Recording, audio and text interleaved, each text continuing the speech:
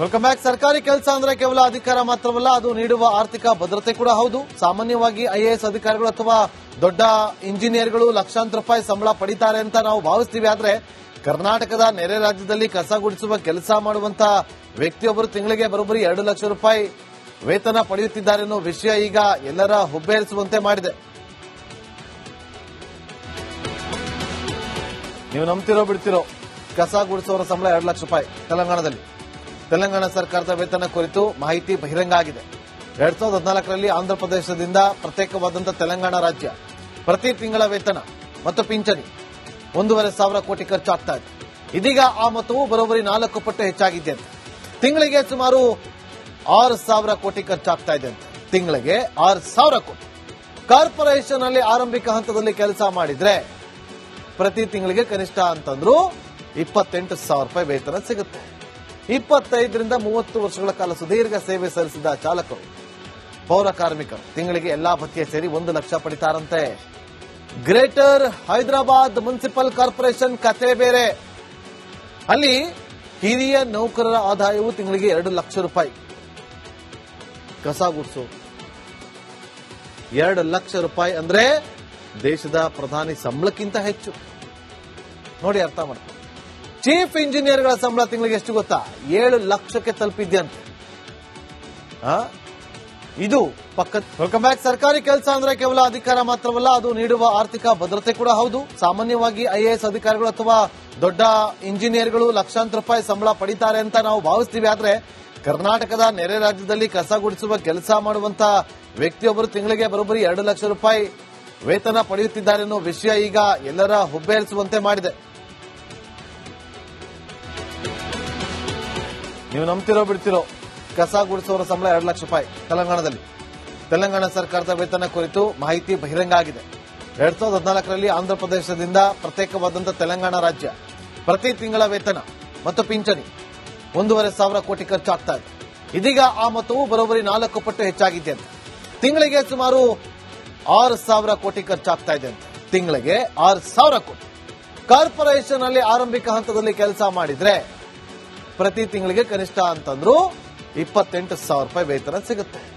25ರಿಂದ 30 ವರ್ಷಗಳ ಕಾಲ ಸುದೀರ್ಘ ಸೇವೆ ಸಲ್ಲಿಸಿದ ಚಾಲಕರು, ಪೌರ ಕಾರ್ಮಿಕರು ತಿಂಗಳಿಗೆ ಎಲ್ಲಾ ಭತ್ಯೆ ಸೇರಿ 1 ಲಕ್ಷ ಪಡಿತಾರಂತೆ. ಗ್ರೇಟರ್ ಹೈದರಾಬಾದ್ ಮುನ್ಸಿಪಲ್ ಕಾರ್ಪೊರೇಷನ್ ಕತೆ ಬೇರೆ. ಅಲ್ಲಿ ಹಿರಿಯ ನೌಕರರ ಆದಾಯವು ತಿಂಗಳಿಗೆ 2 ಲಕ್ಷ ರೂಪಾಯಿ.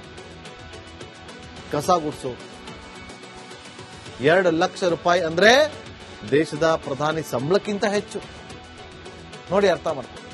ಚೀಫ್ ಇಂಜಿನಿಯರ್ಗಳ ಸಂಬಳ ತಿಂಗಳಿಗೆ ಎಷ್ಟು ಗೊತ್ತಾ? 7 ಲಕ್ಷಕ್ಕೆ ತಲುಪಿದ್ಯಂತೆ.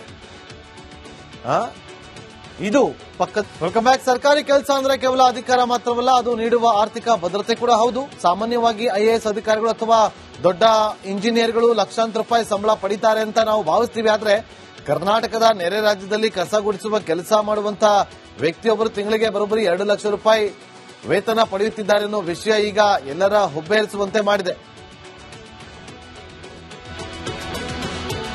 ನೀವು ನಂಬ್ತಿರೋ ಬಿಡ್ತಿರೋ, ಕಸ ಗುಡಿಸುವವರ ಸಂಬಳ 2 ಲಕ್ಷ ರೂಪಾಯಿ ತೆಲಂಗಾಣದಲ್ಲಿ. ತೆಲಂಗಾಣ ಸರ್ಕಾರದ ವೇತನ ಕುರಿತು ಮಾಹಿತಿ ಬಹಿರಂಗ ಆಗಿದೆ. 2014ರಲ್ಲಿ ಆಂಧ್ರಪ್ರದೇಶದಿಂದ ಪ್ರತ್ಯೇಕವಾದಂತಹ ತೆಲಂಗಾಣ ರಾಜ್ಯ ಪ್ರತಿ ತಿಂಗಳ ವೇತನ ಮತ್ತು ಪಿಂಚಣಿ 1,500 ಕೋಟಿ ಖರ್ಚಾಗ್ತಾ ಇದೆ. ಇದೀಗ ಆ ಮೊತ್ತವು ಬರೋಬ್ಬರಿ 4 ಪಟ್ಟು ಹೆಚ್ಚಾಗಿದೆ ಅಂತ. ತಿಂಗಳಿಗೆ ಸುಮಾರು 6,000 ಕೋಟಿ ಖರ್ಚಾಗ್ತಾ ಇದೆ ಅಂತ. ತಿಂಗಳಿಗೆ 6,000 ಕೋಟಿ. ಕಾರ್ಪೊರೇಷನ್ ಅಲ್ಲಿ ಆರಂಭಿಕ ಹಂತದಲ್ಲಿ ಕೆಲಸ ಮಾಡಿದ್ರೆ ಪ್ರತಿ ತಿಂಗಳಿಗೆ ಕನಿಷ್ಠ ಅಂತಂದ್ರೂ 28,000 ರೂಪಾಯಿ ವೇತನ ಸಿಗುತ್ತೆ. 25ರಿಂದ 30 ವರ್ಷಗಳ ಕಾಲ ಸುದೀರ್ಘ ಸೇವೆ ಸಲ್ಲಿಸಿದ ಚಾಲಕರು, ಪೌರ ಕಾರ್ಮಿಕರು ತಿಂಗಳಿಗೆ ಎಲ್ಲಾ ಭತ್ಯೆ ಸೇರಿ 1 ಲಕ್ಷ ಪಡಿತಾರಂತೆ. ಗ್ರೇಟರ್ ಹೈದರಾಬಾದ್ ಮುನ್ಸಿಪಲ್ ಕಾರ್ಪೊರೇಷನ್ ಕತೆ ಬೇರೆ. ಅಲ್ಲಿ ಹಿರಿಯ ನೌಕರರ ಆದಾಯವು ತಿಂಗಳಿಗೆ 2 ಲಕ್ಷ ರೂಪಾಯಿ.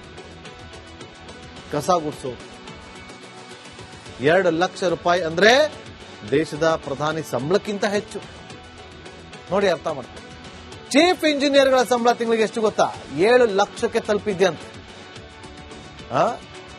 ಇದು ಪಕ್ಕದ. Welcome back. ಸರ್ಕಾರಿ ಕೆಲಸ ಅಂದ್ರೆ ಕೇವಲ ಅಧಿಕಾರ ಮಾತ್ರವಲ್ಲ, ಅದು ನೀಡುವ ಆರ್ಥಿಕ ಭದ್ರತೆ ಕೂಡ ಹೌದು. ಸಾಮಾನ್ಯವಾಗಿ ಐಎಎಸ್ ಅಧಿಕಾರಿಗಳು ಅಥವಾ ದೊಡ್ಡ ಇಂಜಿನಿಯರ್ಗಳು ಲಕ್ಷಾಂತರ ರೂಪಾಯಿ ಸಂಬಳ ಪಡಿತಾರೆ ಅಂತ ನಾವು ಭಾವಿಸ್ತೀವಿ. ಆದ್ರೆ ಕರ್ನಾಟಕದ ನೆರೆ ರಾಜ್ಯದಲ್ಲಿ ಕಸ ಗುಡಿಸುವ ಕೆಲಸ ಮಾಡುವಂತ ವ್ಯಕ್ತಿಯೊಬ್ಬರು ತಿಂಗಳಿಗೆ ಬರೋಬ್ಬರಿ 2 ಲಕ್ಷ ರೂಪಾಯಿ ವೇತನ ಪಡೆಯುತ್ತಿದ್ದಾರೆ ಅನ್ನೋ ವಿಷಯ ಈಗ ಎಲ್ಲರ ಹುಬ್ಬೇರಿಸುವಂತೆ ಮಾಡಿದೆ. ನೀವು ನಂಬ್ತಿರೋ ಬಿಡ್ತಿರೋ, ಕಸ ಗುಡಿಸುವವರ ಸಂಬಳ 2 ಲಕ್ಷ ರೂಪಾಯಿ ತೆಲಂಗಾಣದಲ್ಲಿ. ತೆಲಂಗಾಣ ಸರ್ಕಾರದ ವೇತನ ಕುರಿತು ಮಾಹಿತಿ ಬಹಿರಂಗ ಆಗಿದೆ. 2014ರಲ್ಲಿ ಆಂಧ್ರಪ್ರದೇಶದಿಂದ ಪ್ರತ್ಯೇಕವಾದಂತಹ ತೆಲಂಗಾಣ ರಾಜ್ಯ ಪ್ರತಿ ತಿಂಗಳ ವೇತನ ಮತ್ತು ಪಿಂಚಣಿ 1,500 ಕೋಟಿ ಖರ್ಚಾಗ್ತಾ ಇದೆ. ಇದೀಗ ಆ ಮೊತ್ತವು ಬರೋಬ್ಬರಿ 4 ಪಟ್ಟು ಹೆಚ್ಚಾಗಿದೆ ಅಂತ. ತಿಂಗಳಿಗೆ ಸುಮಾರು 6,000 ಕೋಟಿ ಖರ್ಚಾಗ್ತಾ ಇದೆ ಅಂತ. ತಿಂಗಳಿಗೆ 6,000 ಕೋಟಿ. ಕಾರ್ಪೊರೇಷನ್ ಅಲ್ಲಿ ಆರಂಭಿಕ ಹಂತದಲ್ಲಿ ಕೆಲಸ ಮಾಡಿದ್ರೆ ಪ್ರತಿ ತಿಂಗಳಿಗೆ ಕನಿಷ್ಠ ಅಂತಂದ್ರೂ 28,000 ರೂಪಾಯಿ ವೇತನ ಸಿಗುತ್ತೆ. 25ರಿಂದ 30 ವರ್ಷಗಳ ಕಾಲ ಸುದೀರ್ಘ ಸೇವೆ ಸಲ್ಲಿಸಿದ ಚಾಲಕರು, ಪೌರ ಕಾರ್ಮಿಕರು ತಿಂಗಳಿಗೆ ಎಲ್ಲಾ ಭತ್ಯೆ ಸೇರಿ 1 ಲಕ್ಷ ಪಡಿತಾರಂತೆ. ಗ್ರೇಟರ್ ಹೈದರಾಬಾದ್ ಮುನ್ಸಿಪಲ್ ಕಾರ್ಪೊರೇಷನ್ ಕತೆ ಬೇರೆ. ಅಲ್ಲಿ ಹಿರಿಯ ನೌಕರರ ಆದಾಯವು ತಿಂಗಳಿಗೆ 2 ಲಕ್ಷ ರೂಪಾಯಿ. ಕಸ ಗುಡಿಸು 2 ಲಕ್ಷ ರೂಪಾಯಿ ಅಂದ್ರೆ ದೇಶದ ಪ್ರಧಾನಿ ಸಂಬಳಕ್ಕಿಂತ ಹೆಚ್ಚು. ನೋಡಿ, ಅರ್ಥ ಮಾಡ್ತಾರೆ. ಚೀಫ್ ಇಂಜಿನಿಯರ್ಗಳ ಸಂಬಳ ತಿಂಗಳಿಗೆ ಎಷ್ಟು ಗೊತ್ತಾ? 7 ಲಕ್ಷಕ್ಕೆ ತಲುಪಿದ್ಯಂತೆ. ಇದು ಪಕ್ಕದ. Welcome back. ಸರ್ಕಾರಿ ಕೆಲಸ ಅಂದ್ರೆ ಕೇವಲ ಅಧಿಕಾರ ಮಾತ್ರವಲ್ಲ, ಅದು ನೀಡುವ ಆರ್ಥಿಕ ಭದ್ರತೆ ಕೂಡ ಹೌದು. ಸಾಮಾನ್ಯವಾಗಿ IAS ಅಧಿಕಾರಿಗಳು ಅಥವಾ ದೊಡ್ಡ ಇಂಜಿನಿಯರ್ಗಳು ಲಕ್ಷಾಂತರ ರೂಪಾಯಿ ಸಂಬಳ ಪಡಿತಾರೆ ಅಂತ ನಾವು ಭಾವಿಸ್ತೀವಿ. ಆದ್ರೆ ಕರ್ನಾಟಕದ ನೆರೆ ರಾಜ್ಯದಲ್ಲಿ ಕಸ ಗುಡಿಸುವ ಕೆಲಸ ಮಾಡುವಂತ ವ್ಯಕ್ತಿಯೊಬ್ಬರು ತಿಂಗಳಿಗೆ ಬರೋಬ್ಬರಿ 2 ಲಕ್ಷ ರೂಪಾಯಿ ವೇತನ ಪಡೆಯುತ್ತಿದ್ದಾರೆ ಅನ್ನೋ ವಿಷಯ ಈಗ ಎಲ್ಲರ ಹುಬ್ಬೇರಿಸುವಂತೆ ಮಾಡಿದೆ. ನೀವು ನಂಬ್ತಿರೋ ಬಿಡ್ತಿರೋ, ಕಸ ಗುಡಿಸುವವರ ಸಂಬಳ 2 ಲಕ್ಷ ರೂಪಾಯಿ ತೆಲಂಗಾಣದಲ್ಲಿ. ತೆಲಂಗಾಣ ಸರ್ಕಾರದ ವೇತನ ಕುರಿತು ಮಾಹಿತಿ ಬಹಿರಂಗ ಆಗಿದೆ. 2014ರಲ್ಲಿ ಆಂಧ್ರಪ್ರದೇಶದಿಂದ ಪ್ರತ್ಯೇಕವಾದಂತಹ ತೆಲಂಗಾಣ ರಾಜ್ಯ ಪ್ರತಿ ತಿಂಗಳ ವೇತನ ಮತ್ತು ಪಿಂಚಣಿ 1,500 ಕೋಟಿ ಖರ್ಚಾಗ್ತಾ ಇದೆ. ಇದೀಗ ಆ ಮೊತ್ತವು ಬರೋಬ್ಬರಿ 4 ಪಟ್ಟು ಹೆಚ್ಚಾಗಿದೆ ಅಂತ. ತಿಂಗಳಿಗೆ ಸುಮಾರು 6,000 ಕೋಟಿ ಖರ್ಚಾಗ್ತಾ ಇದೆ ಅಂತ. ತಿಂಗಳಿಗೆ 6,000 ಕೋಟಿ. ಕಾರ್ಪೊರೇಷನ್ ಅಲ್ಲಿ ಆರಂಭಿಕ ಹಂತದಲ್ಲಿ ಕೆಲಸ ಮಾಡಿದ್ರೆ ಪ್ರತಿ ತಿಂಗಳಿಗೆ ಕನಿಷ್ಠ ಅಂತಂದ್ರೂ 28,000 ರೂಪಾಯಿ ವೇತನ ಸಿಗುತ್ತೆ. 25ರಿಂದ 30 ವರ್ಷಗಳ ಕಾಲ ಸುದೀರ್ಘ ಸೇವೆ ಸಲ್ಲಿಸಿದ ಚಾಲಕರು, ಪೌರ ಕಾರ್ಮಿಕರು ತಿಂಗಳಿಗೆ ಎಲ್ಲಾ ಭತ್ಯೆ ಸೇರಿ 1 ಲಕ್ಷ ಪಡಿತಾರಂತೆ. ಗ್ರೇಟರ್ ಹೈದರಾಬಾದ್ ಮುನ್ಸಿಪಲ್ ಕಾರ್ಪೊರೇಷನ್ ಕತೆ ಬೇರೆ. ಅಲ್ಲಿ ಹಿರಿಯ ನೌಕರರ ಆದಾಯವು ತಿಂಗಳಿಗೆ 2 ಲಕ್ಷ ರೂಪಾಯಿ. ಕಸ ಗುಡಿಸು 2 ಲಕ್ಷ ರೂಪಾಯಿ ಅಂದ್ರೆ ದೇಶದ ಪ್ರಧಾನಿ ಸಂಬಳಕ್ಕಿಂತ ಹೆಚ್ಚು. ನೋಡಿ, ಅರ್ಥ ಮಾಡ್ತಾರೆ. ಚೀಫ್ ಇಂಜಿನಿಯರ್ಗಳ ಸಂಬಳ ತಿಂಗಳಿಗೆ ಎಷ್ಟು ಗೊತ್ತಾ? 7 ಲಕ್ಷಕ್ಕೆ ತಲುಪಿದ್ಯಂತೆ. ಇದು ಪಕ್ಕದ. Welcome back. ಸರ್ಕಾರಿ ಕೆಲಸ ಅಂದ್ರೆ ಕೇವಲ ಅಧಿಕಾರ ಮಾತ್ರವಲ್ಲ, ಅದು ನೀಡುವ ಆರ್ಥಿಕ ಭದ್ರತೆ ಕೂಡ ಹೌದು. ಸಾಮಾನ್ಯವಾಗಿ IAS ಅಧಿಕಾರಿಗಳು ಅಥವಾ ದೊಡ್ಡ ಇಂಜಿನಿಯರ್ಗಳು ಲಕ್ಷಾಂತರ ರೂಪಾಯಿ ಸಂಬಳ ಪಡಿತಾರೆ ಅಂತ ನಾವು ಭಾವಿಸ್ತೀವಿ. ಆದ್ರೆ ಕರ್ನಾಟಕದ ನೆರೆ ರಾಜ್ಯದಲ್ಲಿ ಕಸ ಗುಡಿಸುವ ಕೆಲಸ ಮಾಡುವಂತ ವ್ಯಕ್ತಿಯೊಬ್ಬರು ತಿಂಗಳಿಗೆ ಬರೋಬ್ಬರಿ 2 ಲಕ್ಷ ರೂಪಾಯಿ ವೇತನ ಪಡೆಯುತ್ತಿದ್ದಾರೆ ಅನ್ನೋ ವಿಷಯ ಈಗ ಎಲ್ಲರ ಹುಬ್ಬೇರಿಸುವಂತೆ ಮಾಡಿದೆ. ನೀವು ನಂಬ್ತಿರೋ ಬಿಡ್ತಿರೋ, ಕಸ ಗುಡಿಸುವವರ ಸಂಬಳ 2 ಲಕ್ಷ ರೂಪಾಯಿ ತೆಲಂಗಾಣದಲ್ಲಿ.